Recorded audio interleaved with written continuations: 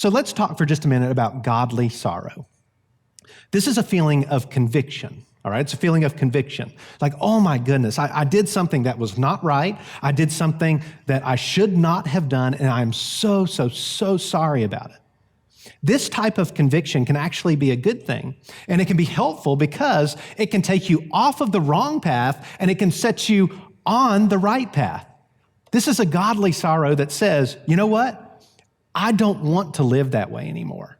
I don't want to say what I said anymore. I want to change directions. I want to change my behaviors. I want to apologize, and I want to live in the freedom that God desires for me to live in. I want to express God's love and heal from what happened in the past. And really, there's a big difference between godly sorrow and worldly sorrow. A good example of godly sorrow is Peter in the New Testament. And many of you can probably relate to Peter. I know that I can.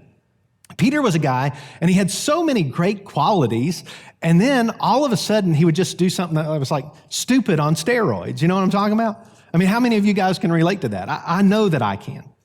And you're like, you're going in the right direction, you're honoring God, you're doing good things, like you're in the zone, and then one day it's like, boom, dumber than dumb.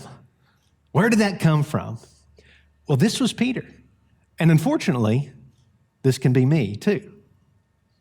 Peter, he's kind of like bragging on himself and Jesus, I'm your guy. I got you, and he walks up to him and he gives him like the dab and the half bro hug, type of thing. And he's like, come on in here. And, everybody else, they're going to leave you. They're going to deny you, but not me. I've got you back. I'm in your corner. I'm always going to be there for you. If everybody else lets you down, hey, I'm going to be here for you. And if you go into battle, you want me on your side, I'll never let you down.